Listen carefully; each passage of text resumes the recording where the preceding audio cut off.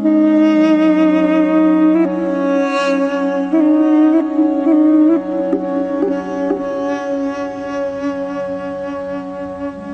تو هستی زلیخا؟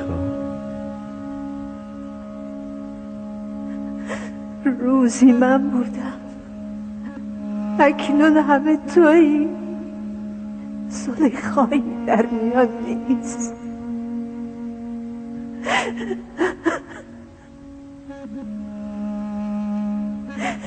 نمیپرسی آن همه ثروت و محنتم چه شد؟ میدانم همه در راه یوسف صرف شد. نمیپرسی آن همه جاه و جلالم کجا رفت؟ شنیدم همه را در راه من فنا کرده. نمیپرسی آن همه زیبایی و جمال چگونه زایل شد؟ درد عشق جانسوز است و تنگ و داز. حال بگو ببینم آن همه عشقت به یوسف کجاست؟ آن عشق هنوز پابرجاست. با تمام وجود آن را پروریده درون سینه محفوظ داشتم. مرا ببخش اگر از تو بیخبر بودم. اراده او که فوق اراده هاست مرا بیخبر گذاشت.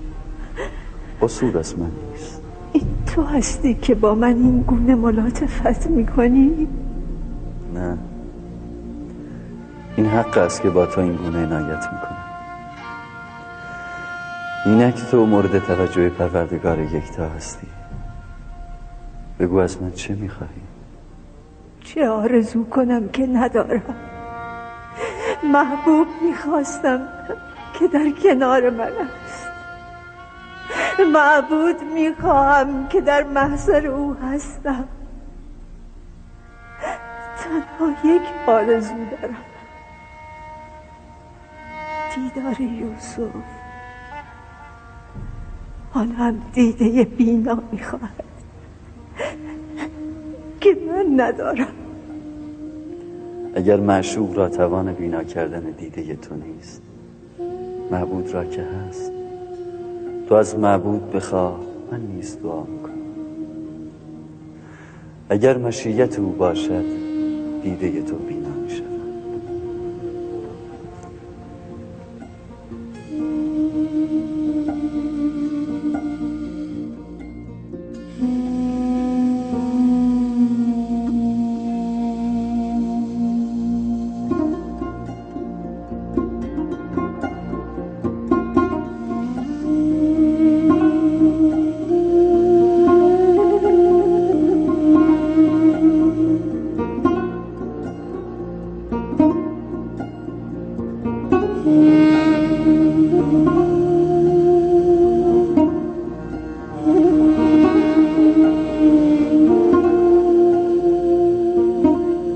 پروردگارا، بر دیدگان این بنده ملتمس نوری فرست، و همان گونه که دل او را به نور ایمان منور کرده ای، دیده او را نیز روشن کردم.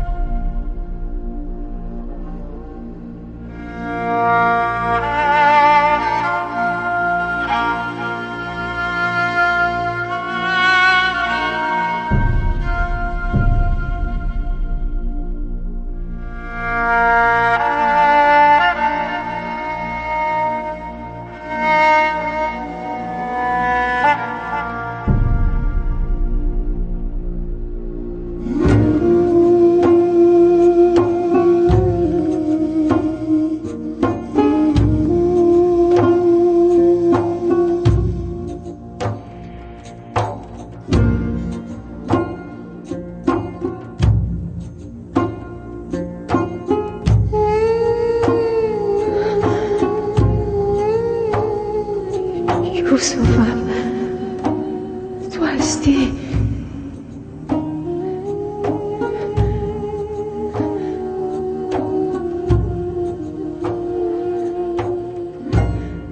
با من چه کردی یا نبی؟ من شما را میبینم، من میبینم، من میبینم.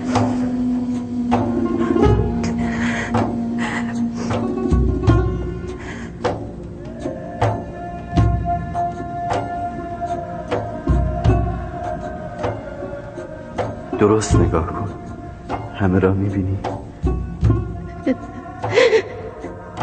فقط شما را میبینم، یعنی نمیخواهم جز شما را ببینم. از او خواسته بودم تا دیدگان بی‌فروغم را بینا کند، یک بار دیگر یوسفم را ببینم و بمیرم. در این فرصت کوتاهی که دارم فقط میخواهم شما را ببینم. ای اشکهای گرم و مزاحم، از من چه میخواهید؟ بگذارید در این لحظات آخر عمر یوسفم را خوب ببینم. نگران نباش صدیقا، اراده خداوند بر این قرار گرفته که تو را عمری دوباره عنایت کند تا سالهای طولانی رنج و انتظار بدین سان جبران شد.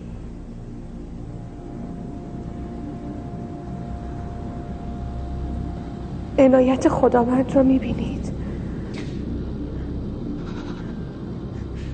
باور میکنید؟ زلیخا بینا شده. چرا که نه؟ وقتی پیامبری دعا کند خداوند عالمیان اجابت میکند. روشنایی دیده کمترین معجزه است.